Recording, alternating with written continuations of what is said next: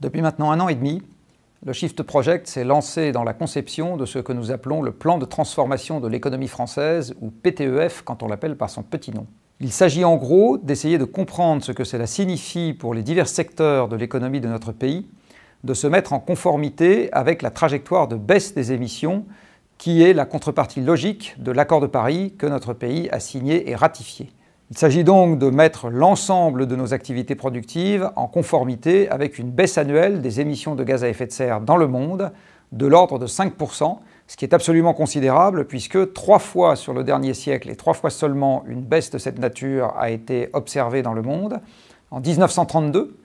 en 1945, on imagine la cause, et en 2020 à cause du Covid. Et il faut répéter ça tous les ans si nous voulons respecter la limite de 2 degrés de hausse de la température planétaire et toutes les conséquences qui vont avec. Nous avons décidé, pour faire ce plan de transformation de l'économie française, de commencer par raisonner physique, puisque le problème à traiter est physique.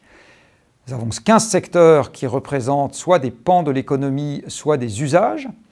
Et pour ces 15 secteurs, nous nous intéressons à que doivent faire les gens et avec quelles ressources si on veut que les émissions baissent à la bonne vitesse. Donc nous avons commencé par avoir un raisonnement physique. Par exemple, si on veut que 20% de la population se déplace à vélo plutôt qu'en voiture, combien il faut de gens pour fabriquer les vélos, pour vendre les vélos, pour entretenir les vélos, pour réparer les vélos, etc. C'est ça l'esprit du plan de transformation de l'économie française, c'est de commencer par raisonner sur les grandeurs physiques, en décidant que l'argent, on en parlerait plus tard, une fois qu'on aurait compris comment le système doit s'organiser.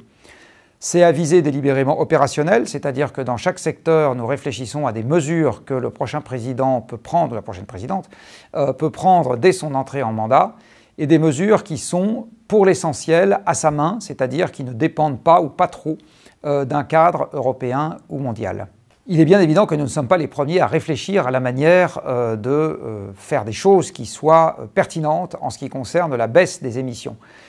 Mais nous pensons quand même que nous avons quelques particularités dans ce plan que nous sommes en train de mettre au point. Le premier, c'est qu'il est pensé pour l'essentiel par des gens qui viennent du secteur économique. L'essentiel des chefs de projet au Shift, des salariés du Shift ou des shifters qui nous aident sont des gens qui ont un ancrage dans le monde économique, souvent dans le monde de l'entreprise, ce qui est probablement une singularité dans le monde des ONG.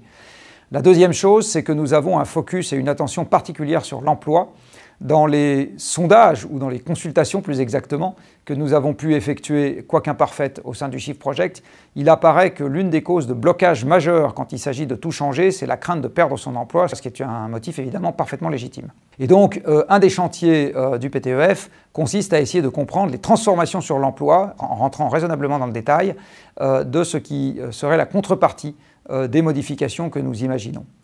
Voilà, tout ça donne évidemment 15 fois 100 pages, c'est-à-dire un peu de littérature pour meubler vos insomnies. Mais l'économie, c'est beaucoup de gens qui font beaucoup de choses très différentes, donc nous pensons que c'est utile d'aller à ce degré de détail pour commencer à faire des propositions qui soient un peu articulées.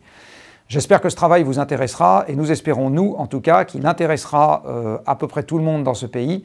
car le monde politique ne s'intéressera à cette manière de voir les choses qu'à partir du moment où dans la société civile, un nombre suffisamment important considéreront que c'est une bonne manière d'entrer dans le débat de quoi faire plus tard.